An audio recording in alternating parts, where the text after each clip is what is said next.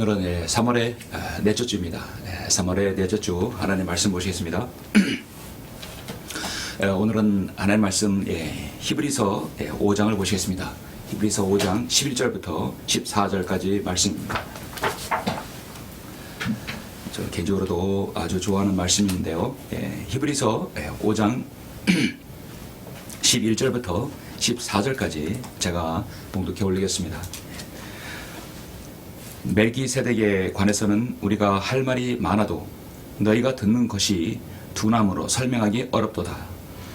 그대로 보면 너희가 마땅히 선생들이 되었어야 할 터인데 이제 다시 하나님의 말씀의 기초 원리들이 무엇인지를 누군가가 너희에게 가르쳐 주어야 하리니 젖이 필요한 사람들이 이제 단단한 음식을 필요로 한 사람들은 되지 못하는도다. 젖을 사용하는 자는 누구나 의의 말씀에 능숙하지 못하나니 이는 그가 아기이기 때문이요 단단한 음식은 장성한 사람들의 것이니 그들은 그 말씀을 사용함으로 감각들을 단련하여 선악을 분별하는 사람들이라. 아멘. 오늘 말씀을 가지고 잠시 하나님 말씀 전하겠습니다. 잠시 기도드리겠습니다. 말씀으로 온 우주 만물을 창조하시고 그 동일한 능력으로 세상을 관장하시며 인간의 생사화복과 제국의 흥망흥쇠를 주정하시는 위대하신 아버지 하나님 감사를 드립니다. 우리 주 예수 그리스도 위대한 구속의 그 보혈의 사랑으로 저희들이 구원받고 하나님의 자녀가 되어서 저희들이 하나님의 바른 말씀으로 양육받고 또 말씀을 듣고 이 말씀으로 경배를 드릴 수 있도록 인도해 주심을 감사합니다. 오늘 저는 이 말씀의 귀한 효용성에 대해서 설교하러 합니다. 우리가 하나님의 말씀으로 늘 단련되어서 그 어떤 마귀의 유혹과 공격 또 우리가 주님의 일을 사역을 감당하는 데서 힘이 될 수 있도록 인도하여 주시고 함께해 주시옵소서. 이 말씀이 말씀을 갈급한 성도들에게 귀한 도전이 되고 또 귀한 지침이 되는 귀한 시간 될 수 있도록 주님께서 인도해 주시고 저의 입술을 주장해 주시길 원합니다. 모든 걸 주님께 부탁드리오며 주 예수 그리스도 이름으로 기도드렸습니다. 아멘. 오늘 말씀의 제목은 말씀으로 단련하라는 말씀으로 제목을 정하고 설교하겠습니다. 말씀으로 단련하라. 우리나라는 일명 전투민족이라는 그런 말을 자주 듣습니다. 왜 그러냐면 우리는 외적의 침략을 너무나 많이 받았죠. 그래서 우리나라를 스스로 방어하려면 활, 또 양궁이죠. 칼, 또 총, 또 유도 붙으면 더 넘어뜨려야 되니까 태권도, 레슬링, 복싱. 자, 이런 모든 이 스포츠 종목에서 우리는 어떤 올림픽이라든지 국제 경기에서 탁월한 경기 능력을 보여줍니다. 우리를 보호하고 방어하기 위해서는 그렇게 무엇인 도구를 써서 또 어떤 훈련을 통해서 우리는 이겨야 되기 때문에 그래서 이런 도구들을 쓰는 것에 대해서 우리나라는 탁월한 민족입니다. 멀리 있는 것은 쏘아서 죽이고 가까이 있는 것은 업어치고 맺히고 넘어뜨려서 그렇게 방어하는 것이 우리 민족의 삶이었습니다. 수많은 외적에 인하여서 항상 싸워야 했던 민족이었습니다. 그래서 오늘날 우리나라 민족은 그 어떤 DNA를 그렇게 계속해서 받은 것이죠. 국제대회에 나간 선수들이 오직 그 한 경기를 위해서 수많은 땀과 열정과 노력을 기울이지 않았을 때 그들은 많은 성적을 좋은 성적을 거둡니다. 근데 그 거둔 성적들이 대부분 우리나라가 과거에 했던 역사적으로 했던 그런 종목들이죠. 한마디로 활, 양궁, 칼, 펜싱, 총 사격, 유도, 태권도, 레슬링 또 이런 것들입니다. 생각해보면 우리 그리스도인들도 꾸준히 하나님 말씀으로 감각들을 단련해서 마귀의 공격으로부터 승리해야 합니다. 오늘 주일 설교는 자신을 방어할 수 있는 유일한 무기인 이 하나님 말씀이 어떻게 단련되어서 여러분의 영적 전쟁에서 승리할 수 있는지 숙고하는 시간을 잠시 갖고자 합니다. 오늘 본문의 말씀은 히브리서입니다. 성경에서 특히 어려운 4가지 책이 있는데 그것은 마태복음, 사도행전, 히브리서, 야고보서라고 할 수 있죠. 보통 요한계시록을 어려운 책이라고 할 수 있는데 사실 요한계시록은 어려운 책이 아니라 너무도 쉬운 책입니다. 다만 믿기 어려운 책이죠.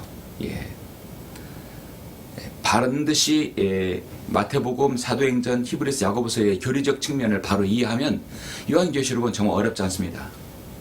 그런데 이것을 어렵게 만들어서 자신들의 그 교리로 만들어서 사람들을 위해서 군림하고 많은 이단들, 많은 사이비 교주들이 바로 요한계시록을 잘못 해석했기 때문에 나온 것입니다. 성경을 단순히 문자적으로 해석할 뿐만 아니라 그것을 영적으로, 은유적으로 모든 것을 짬뽕해서 적용시키다 보니까 많은 부작용이 생깁니다. 특히 마태복음과 사도행전, 히브리서, 야고보서는 그것을 문자적, 역사적, 또 교리적으로 잘 글을 풀어나가야 합니다. 어떤 경륜을 알아야 됩니다. 이것이 교회 시대인지 환란 시대인지 아니면 대환란 시대인지 그 경륜을 알아야 바로 알 수 있는 것입니다. 마태복음은 구약과 신약 사이에 있고 사도행전은 유대인과의 경륜과 교회의 경륜의 사이에 있습니다. 바로 과도기가 있는 거죠. 야고보서는 교회 시대와 환란 시대의 사이에 있습니다. 그래서 마태복음은 구약에서 신약에 넘어가는 중간, 사도행전은 유대인의 경륜에서 교회의 경륜으로 넘어가는 것, 히브리서, 야고보서는 교회 시대에서 대환란 시대 넘어가는 과정입니다. 거기에는 우리가 이게 적용시켜야 될 말씀이 있지만 교리적으로 잘 구분해야 합니다.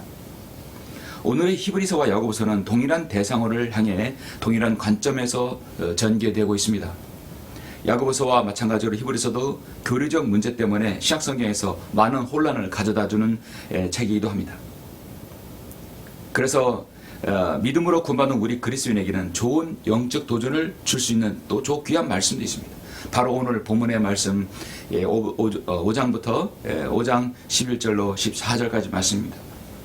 성경에서 우리의 싸움은 높은 곳들이는 영적 악에 대항하는 것이라 했습니다. 보이지 않는 그들을 어떻게 우리가 공격합니까? 그렇기 때문에 우리도 보이지 않는 하나님의 말씀, 또 여러분 만지고 있는 이 하나님 말씀으로 그들을 대적해야 합니다. 그들의 이 요새, 성 정말 견고합니다. 오직 하나님의 말씀으로만 그를 무너뜨릴 수 있습니다. 따라서 모든 그리스도인은 마귀의 공격 대상이 되기도 합니다. 왜냐하면 우리가 가진 이 칼, 말씀을 무뎌지게 하기 위해서입니다. 마귀는 그가 영적 어린아이든 영적 청년이든 영적 아비든 영적인 그리스도이든 간에 어떤 상황에서도 그를 무너뜨리라고 포신을 우리에게 겨누어 있습니다. 그래서 우리는 주의 말씀으로 단련되고 훈련되어서 주님이 일꾼으로 성장해야 합니다. 영적인 패배자가 되지 말아야 합니다. 인류는 지난 6,000년 동안 지구상에서 약 3,300여 차례의 전쟁이 있었다고 합니다. 역사적으로 보면 미국과 옛 소련의 군비 경쟁이 한창일 때 양국이 가진 핵탄두는 지구를 41번이나 파괴할 수 있는 엄청난 양이었다고 합니다. 지금도 지구상에서 날마다 5만 명 이상의 식량이 없어서 굶어 죽어가고 증오심과 세례 확장을 위해서 전 세계가 돈을 쓰고 있습니다. 연간 5,500달러에 이르는 돈을 군비 경쟁에 쓰고 있습니다. 전쟁을 준비하는 자들은 정의와 평화를 위해서 전쟁이 불가피하다고 하지만 결국은 자기 나라의 국익을 위해서 또 탐욕을 위해서 무엇을 확장하기 위해서 계속 무고한 희생자를 만들어내기도 합니다. 부모를 잃은 고아들, 자녀를 잃은 부모의 하매짐, 신체 일부분을 잃은 장애인들, 심각한 전쟁의 후유증을 알고 있는 그 많은 사람들, 여러분 어떻게 보십니까? 전쟁은 곧 멈추게 되어 있습니다. 그 멈출 수 있는 힘은 오직 주님에 의해서입니다. 오늘 본문에서 히브리서 핵심되는 말씀 5장 13절 14절 보시면 젖을 사용하는 자는 누구나 의의 말씀에 능숙하지 못하나니 이는 그가 알게이기 때문이요 단단한 음식은 장성한 사람들의 것이니 그들은 그 말씀을 사용함으로 감각들을 단련하여 선악을 분별하는 사람들이라 말씀합니다. 여러분 의의 말씀으로 감각들을 단련하라. 한마디로 말씀으로 단련하라는 것입니다. 말씀으로 단련하라. 성경에 저자이신 성령님께서는 하나님의 말씀으로 단련하라고 말씀합니다. 분명히 목적과 이유가 있습니다. 하나님으로 말하면 그의 길은 완전하고 주의 말씀은 단련되었으며 그는 자기를 의뢰하는 모든 자들에게 방패가 되신다고 시편에서 말씀합니다. 주의 말씀은 단련되었다면 말씀합니다. 하나님의 도는 완전하고 여호와의 말씀은 정미하니 저는 자기에게 피하는 모든 자의 방패시로다. 개혁성이 변개되어서 이런 식으로 말씀하고 있는데요. 사실 하나님으로 말하면 그의 길은 완전하고 주의 말씀은 단련되었다고 분명히 이렇게 제시하고 있습니다. 그래서 하나님 말씀은 끊임없이 계속 정련되고 단련되어졌습니다. 그래서 오늘 바로 이 시대 하나님께서 우리에게 주신 말씀이 바로 여러분 앞에 있는 것입니다. 다윗은 하나님 말씀을 정말 사랑했던 왕입니다. 시편 18편 1절로 3절 잠깐 보시면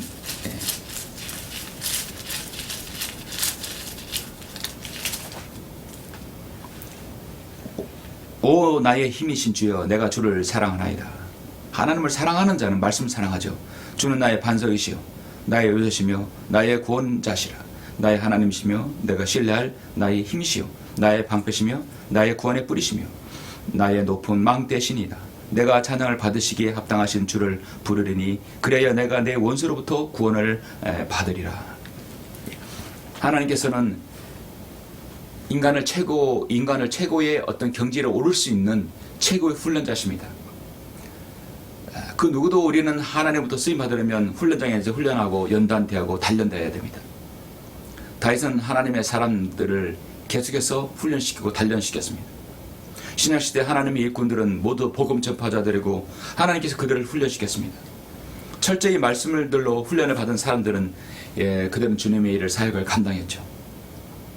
하나님의 전신 갑옷을 입은 그리스도인이 있어 적을 대적하여 공격할 수 있는 가장 중요한 무기는 칼입니다. 그리고 불붙는 화살이 있기 때문에 또 활도 있죠. 또 방패도 있죠. 칼을 사용하여 마귀의 술책을 대항할 설 수 있습니다. 하나님 말씀은 그래서 첫 번째 무엇보다도 칼로 묘사되기 때문에 우리는 이 칼에 대해서 활에 대해서 또 어떤 장비에 대해서 때론 알 필요가 있습니다. 진리의 말씀을 올바로 나누기 위해서는 우리가 잘 알아야 합니다. 분석하고 알고 또 그리고 우리는 스스로 단련을 받아야 합니다. 저는 그래서 하나님 말씀으로 단련하는 사람은 어떤 성도인지를 잠시 세 가지 부분에서 잠시 여러분에게 말씀을 드립니다. 첫째는 하나님 말씀으로 단련된 성도는 첫째는 양날이 선 말씀으로 마귀를 대적해야 됩니다. 가장 무엇보다도 양날이 선 검으로 마귀를 대적해야 됩니다. 칼은 전쟁에서 가장 대표적인 무기이죠. 다 같이 히브리서 앞장 본문 앞서서 4장 12절 13절을 보시겠습니다. 하나님의 말씀은 살아있고 활력이 있어 양날이 있는 어떤 칼보다도 예리하여 혼과 영 그리고 관절과 골수를 찔러 가르고 마음의 생각들과 의도들을 판별하느니라. 그 어떤 피조물도 그분 앞에 나타나지 않는 것이 하나도 없나니 오직 만물이 우리가 회개해야 할 그분이 눈앞에 벌거벗은 채로 명백히 드러나게 되느니라. 여러분, 하나님의 말씀만이 마귀의 모든 계획들과 계획들, 사탄을 물리칠 수 있는 유일한 무기인 것입니다. 그래서 인간의 모든 생각들, 그 다음에 마음들, 의도들을 완전히 판단하고 있는 것이 바로 하나님의 말씀입니다. 여러분, 사탄의 모습은 욥기 41장에 자세히 나오죠. 그의 비늘, 그의 숨소리, 그의 모든 움직임들은 여러분 그 세상 어떤 무기로도 핵무기로도 무찌를 수 없는 사탄의 모습입니다. 둘째 하늘과 셋째 하늘 사이에 거닐고 있는 그의 모습은 그 무엇으로도 무찌를 수 없는 모습입니다. 바늘 하나 들어갈 수 없는 그의 비늘 속에는 여러분 인간이 어떻게 침투할 수 없어요. 그러나 하나님 말씀은 오직 이 사탄의 모든 그걸 완전히 쳐볼 수 있는 것입니다. 자, 여러분, 그래서 히브리 4장 12절 이 말씀을 직접 제가 보여드릴게요.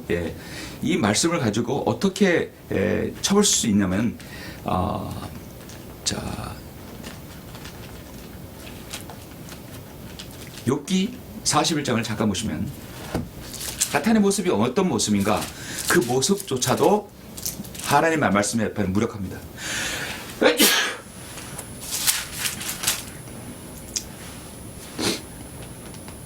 자, 욥기 41장 죄송합니다. 41장 1절, 내가 갈고리로 리비아단을 끌어낼 수 있겠느냐, 또한 끈으로 그의 혀를 맬 수 있겠느냐. 리비아단 바로 사탄입니다. 15절, 그의 비늘은 그의 교만이라 봉황과처럼 서로 닫혀있도다. 비늘과 비늘 사이가 너무 가까워서 그 사이로 바람도 들어갈 수 없도다. 그들은 서로 연결되어 있고 물려있어 나눌 수 없도다. 그의 재채기로 인하여 빛이 되며 그의 눈은 아침에 눈꺼풀 같고 그의 입에서는 타는 등불이 나오며 불덩이 튀는도다. 마치 거대한 어떤 그 판타지 영화에 나오는 용의 모습과 비슷하죠. 그런데 그 용왕은 상대가 되지 않습니다. 그의 입에서는 타는 등불이 나오며 불덩이 튀는도다. 그의 콧구멍에서는 연기가 나오니 마치 끓는 솥이나 가마솥에서 나는 것 같도다. 그의 숨결로 숯불을 피우며 화염이 그 입에서 나오는도다. 그의 목에는 힘이 몰려있고 그 앞에서 슬픔이 기쁨으로 변하도다. 쭉 보시면 26절, 칼로 그에게 대어도 소용이 없고 창이나 단창이나 갑옷도 소용이 없도다. 그는 철을 지푸레기같이 놋을 썩은 나무같이 여기는도다. 화살도 그를 도망치게 할 수 없으며 던진 돌들도 그에게는 그루터기 같도다. 단창들도 그루터기처럼 여기저기 그가 투창에 흔들림을 비우는도다. 이 3절 마지막으로, 그가 모든 높은 것들을 바라보니 그는 모든 교만의 자식들을 다스리는 왕이니라. 사탄은 이런 모습입니다.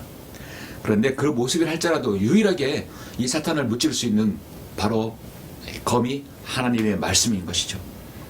그래서 이 이브리서 4장 11절의 첫째 대상은 바로 인간이 아니라 사탄을 대적할 수 있는 유일한 무기라는 것을 알려주는 것입니다. 그리고 뿐만 아니라 하나님의 말씀은 인간의 혼, 인간의 영, 그리고 관절과 골수, 육신이죠. 모든 것을 그렇게 판단하고 구분할 수 있는 기준이 된다는 것입니다.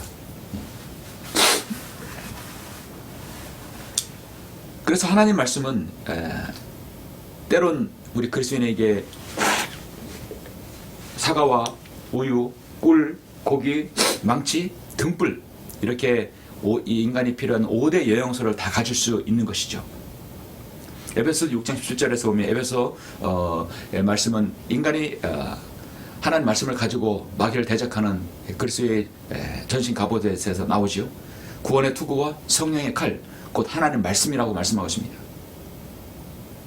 하나님 말씀은 그래서 활력이 있어야 됩니다. 하나님 말씀은 어떤 칼보다도 예리하다고 말씀합니다.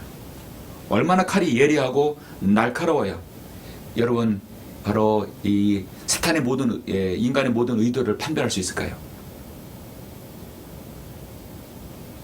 칼, 즉 검은 과거 전쟁에 있어서 가장 중요한 무기 중에 하나였습니다.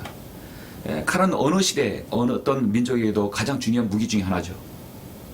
칼을 단련하기 위해서 이렇게 불에 달궈서 열체를 합니다. 진액을 바른 이 단야로에서 800도로 소나무 숯불에 달궈서 물에 넣어 담근지를 계속해서 어떤 칼에도 무뎌지지 않도록 연단을 하고 단련을 시킵니다. 여러분에게도 하나님의 말씀이 주어져 있으면 그 말씀은 동일한 말씀이라도 이게 누구에게 주어졌냐에 따라 다르죠. 여러분 각인에게 주어졌을 때 그 말씀은 여러분이 계속해서 달구고 담근질을 하고 계속해서 여러분 단련을 시켜야 합니다. 그것이 바로 나에 대한 하나님의 말씀이죠. 검이 무르거나 녹이 슬거나 강도가 떨어지면 그 어떤 것도 배워낼 수가 없습니다. 단련으로 하나님의 말씀을 단련하지 못하면 여러분에 있는 말씀은 너무도 약화되는 것이죠. 하나님의 말씀을 다루는 사람은 말씀의 검객입니다. 자신에게 주어진 하나님의 말씀을 지속적으로 수없이 갈고 연마하고 자신을 보호하고 마귀의 세력을 무력화시켜야 합니다.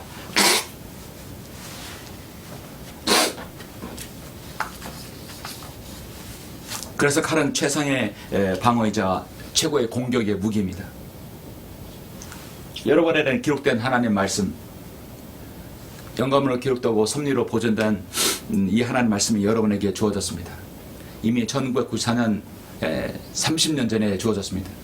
벌써 이 말씀이 30여 년이 됐습니다.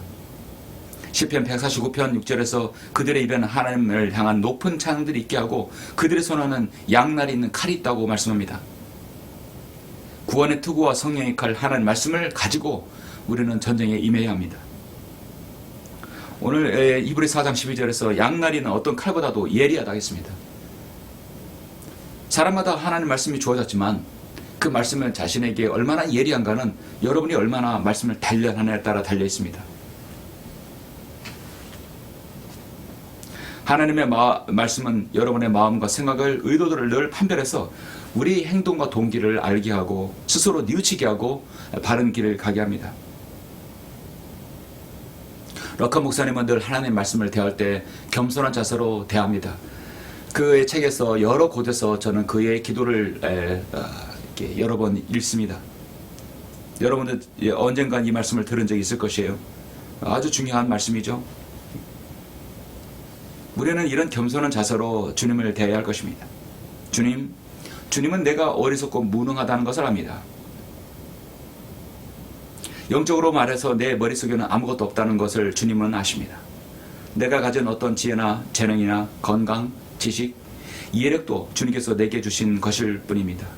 주님은 이 모든 것을 단 5초 이내에 나에게서 빼앗아 가실 수 있습니다. 이제 말씀하소서. 주여, 내가 듣겠나이다. 나로 깨닫게 하소서. 만약 주님이 나를 책망하신다면 그것은 나에게 옳습니다. 다만 내가 바라건대 주의 말씀에서 뭔가를 내게 주소서. 어떤 것이라도 내게 보여주시옵소서. 주님이 내게 주시는 것은 무엇인지 내가 취할 것이며 주님의 은혜로 말미암아 그것을 믿을 것이며 또 그것을 실행하겠나이다. 이런 하나님 말씀을 대하는 가장 좋은 자세라고 또 기도라고 저는 여겨집니다. 말씀으로 단련하라. 말씀은 단련하는 성도는 두 번째로 신앙의 목표를 설정하고 겸손한 사람입니다. 여러분, 경기 종목에서 활과 총은 영적 교훈에서 많은 걸 얻을 수 있습니다. 전쟁에서 우리 과거 민족이 칼이 있다고 한다면 단연 또 하나의 민족은 또 하나의 전쟁 도구 중에 하나는 바로 활이죠. 창세기 21장 20절에 하나님께서는 그 아이와 함께 계시니 그가 자라서 광야에서 거하며 활을 쏘는 자가 되었더라. 성경에서 또한 활도 중요한 전쟁 무기 중에 하나입니다. 창세기 21장에서 활 쏘는 자가 있다고 말씀하기 때문에 이미 활은 그 기원이 상당히 오래된 것이죠. 이미 6,000년 가까이 된 것입니다. 그래서 칼과 활은 인류 문명에 있어서 가장 오래된 무기입니다. 역대기상 12장 1절 다윗의 정복 시절에 왕이 될 때 그때 당시에도 활은 상당한 무기였습니다. 다윗이 키스의 아들 사울로 인하여 자신을 숨기고 있는 동안 시클락으로 다윗에게 간 사람들이 이들이니 이들은 용사들 가운데 전쟁의 조력자들이라. 그들은 활로 무장하였다고 말씀합니다. 물매질을 하고 활을 쏘는데 오른손 왼손을 다 쓰는 자들로 베냐민 지파 사울의 형제들에 속하였더라. 오른손 왼손을 다 쓰고 물매질과 또 활을 쏜다고 하지 않습니까? 오른손 왼손 쓴다면 뭐 말을 타고 가면서도 다 하겠죠. 달려가면서도 쏘겠고 자유자재대로 멀리는 목표물을 공격할 것입니다. 예레미야가 3장 12절의 말씀, 그가 활을 당기고 나를 표적을 세우셨도다. 그래서 활이 있으면 화살이 있어야 되겠죠. 근데 그 화살은요 반드시 관역을 향해 있어야 합니다. 목표를 향해 있어야 됩니다.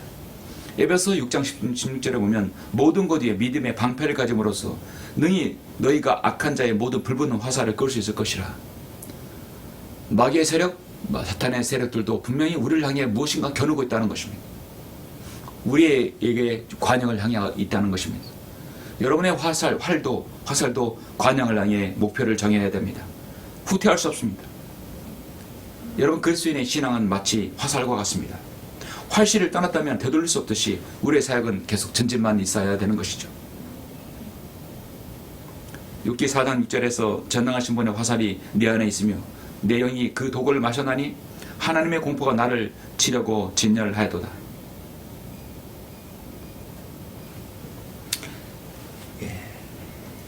빌보서 3장 14절에 보면 그리스도 예수 안에서 하나님의 고귀한 부르심의 상을 위하여 그 표도를 향해 쫓아갈 뿐이라 말씀하고 있습니다.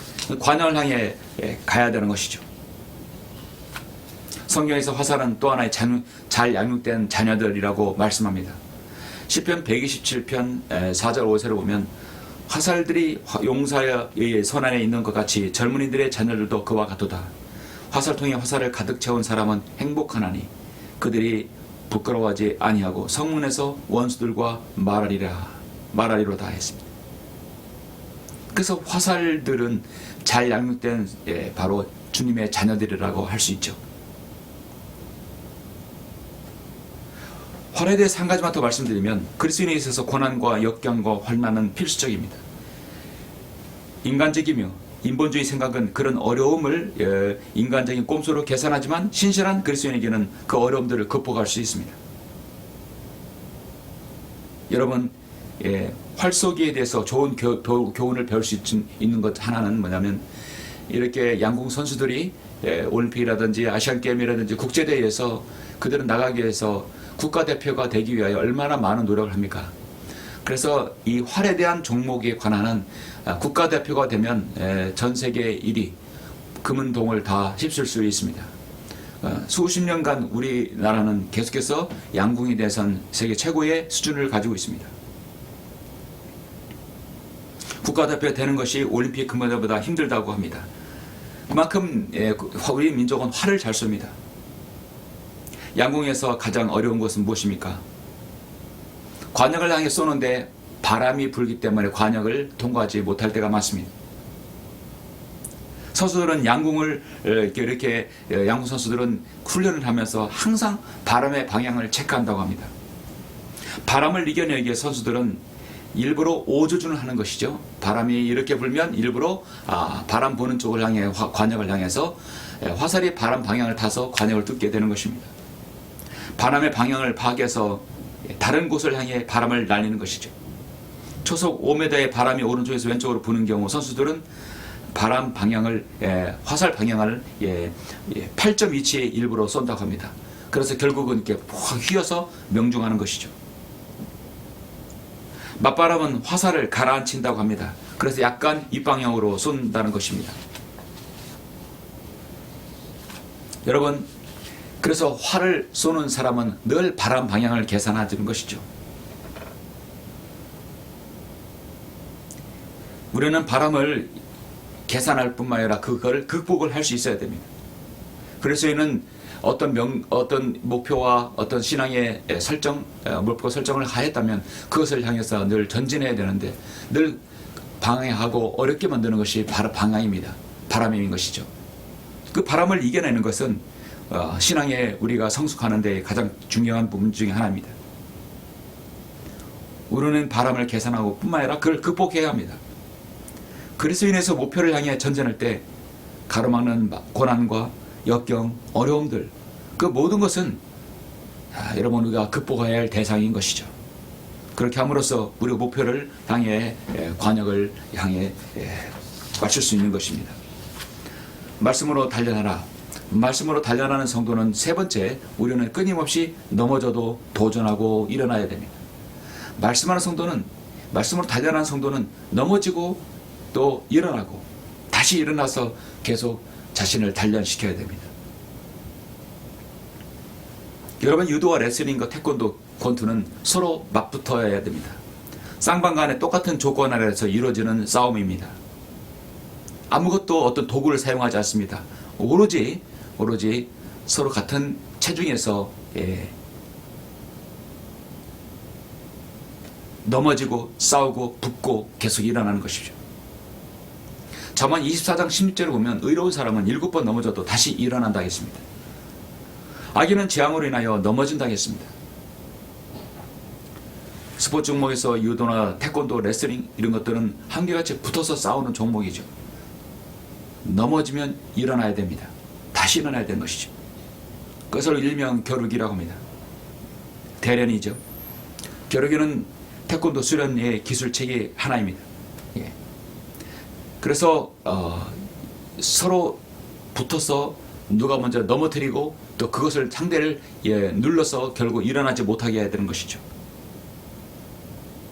권투 선수가 권투 시합을 할 때 보통 1회전에서는 어떻게 합니까? 난타전을 하지 않습니다. 탐색전을 합니다. 상대가 나보다 얼마나 센지, 어디가 어떤 부분에서 그가 약점이 있는지 단점, 장점이 무엇인지 파악을 합니다.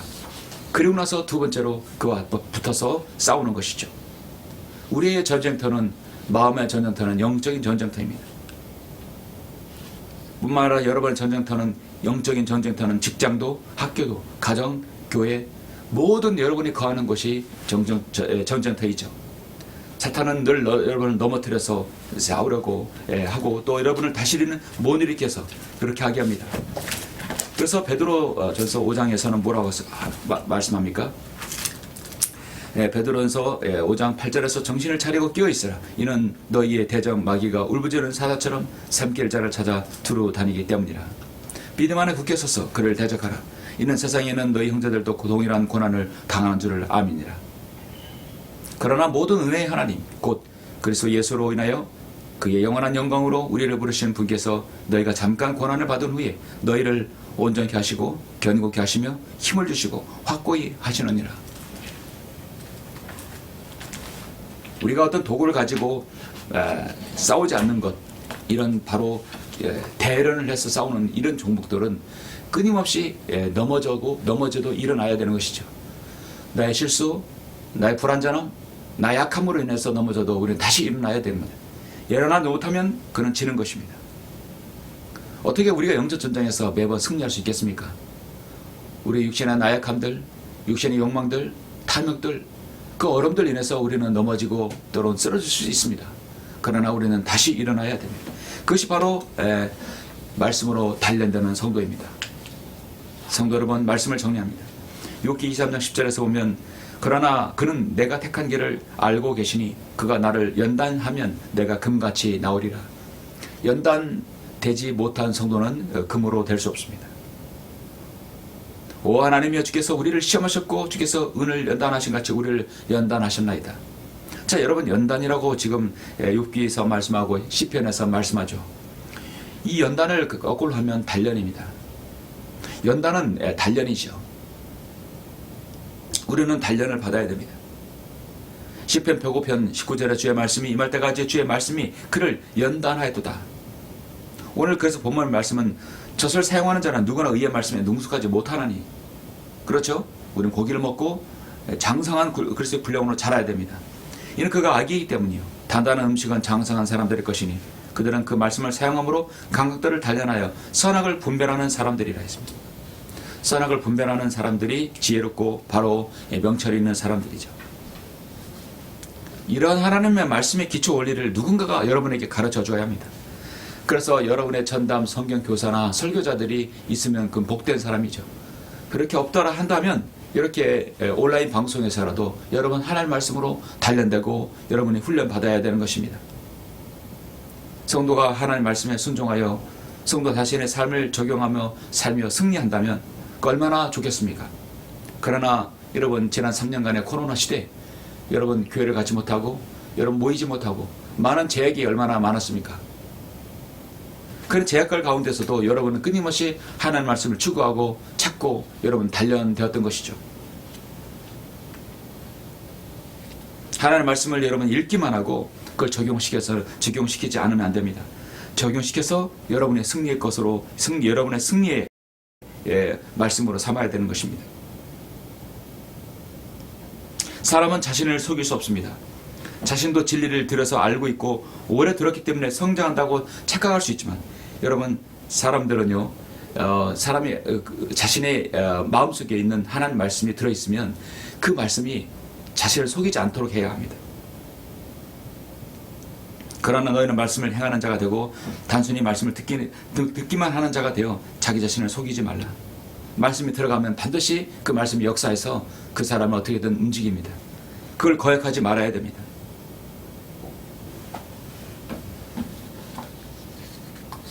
제가 바라는 것은 여러분의 지금 현재 지역교회에 속하지 않는 분들이 혹시 있을 수 있습니다. 또 멀어서 자신이 속한 지역에 교회가 없어서 교회를 갈 수 없어서 또 이렇게 말씀을 인터넷에서 유튜브에서 여러 말씀을 찾고 여러분 들었다 할지라도 하나님 말씀으로는 끊임없이 여러분 단련돼야 됩니다. 기도하는 것은 계속 젖을 먹고 사용하는 자는 이제 고기도 먹고 단단한 음식도 먹어야 된다는 것이죠. 그래서 말씀으로 어떻게든 단련돼야 됩니다. 하나님 말씀의 기초 원리가 무엇인지 누군가가 너에게 가르쳐줘야 한다는 것이죠. 그래서 그 하나님 말씀에 가르쳐주는 교사를 둔 사람들은 정말 많이 배울 수 있는 것입니다.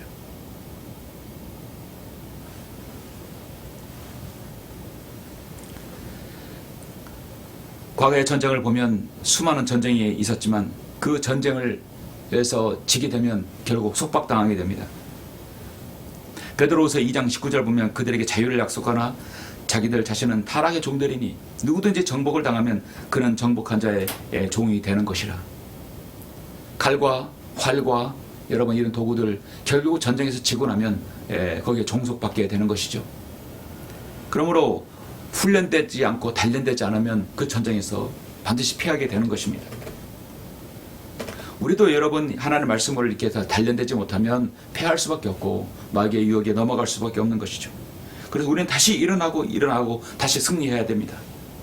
히브리서 11장 32절에 보면 내가 무슨 말을 더하리요? 기드온, 바락, 삼손, 입다, 다윗 또한 사무엘과 선제들에 관하여 말하려면 내게 시간이 부족하도다.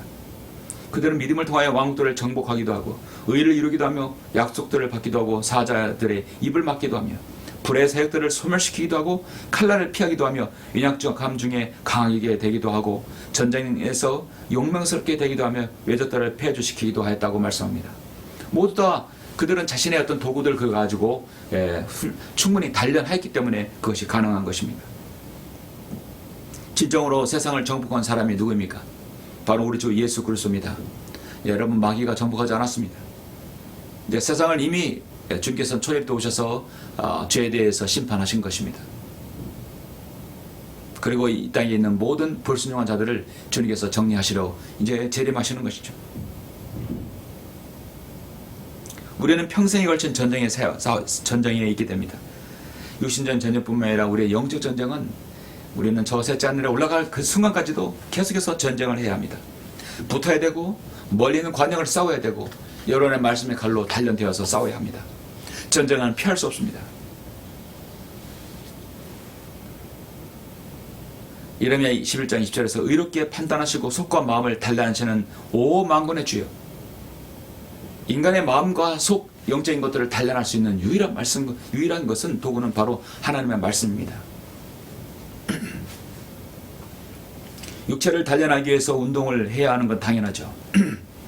그러나 그 육체도 언젠가 늙고 시들고 죽게 됩니다. 그래서 우리의 영적인 몸은 늘 우리가 스스로 영적인 것을 단련해야 됩니다. 영적인 것은 절대 여러분 단련함 할수록 절대 늙지 않습니다. 그래서 장성의 분량이 계속해서 커가는 것이죠.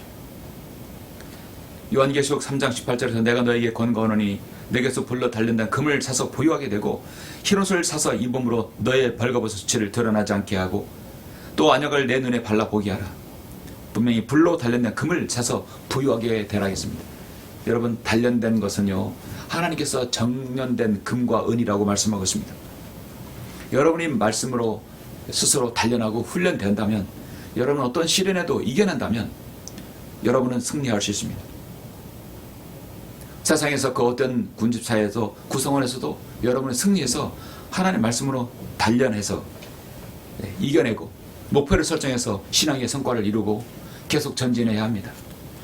중요한 것은 하나님의 말씀의 기초 원리들을 누군가로부터 가르쳐줄 교사를 두어야 됩니다. 여러분의 처한 곳에서 지역교회가 있으면 그곳으로 가시면 되고 또한 여러분의 바른 말씀을 가르치는 그 사이트, 그 설교자의 여러분 설교를 숙여서 여러분 들으셔야 됩니다. 체계적으로 말씀을 잘 나눠야 됩니다. 구약시대와 교회시대와 환란시대와 천년 왕국시대를 잘 구분할 수 있어야 됩니다. 그래서 아까 말씀드린 대로 야고보서와 히브리서를 잘 구분하고 유대인에게 하신 말씀, 그 다음 마태복음은 신약에서 구약에서 신약으로 넘어가는 과도기, 사도행전은 유대인의 경륜에서 이스라엘의 경륜에서 바로 교회의 경륜 넘어가는 것을 여러분 잘 구분해야 됩니다. 그래서 마태복음, 사도행전, 야고보서, 히브리서, 바로 요한계시록 이것은 순환되기 때문에 이것을 잘 구분하면 여러분의 말씀으로 더 단련될 수 있고 훈련받을 수 있습니다. 그렇게 훈련받아서 여러분이 그래서 장성의 분량에 이르러 어떤 전쟁에서도 승리할 수 있도록 되기를 간절히 바랍니다. 기도하시겠습니다.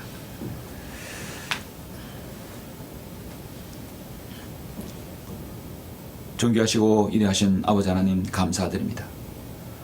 오늘 이렇게 3월의 넷째 주 말씀을 통해서 우리가 하나님의 말씀으로 단련되고 훈련되라는 말씀을 가지고 설교했습니다.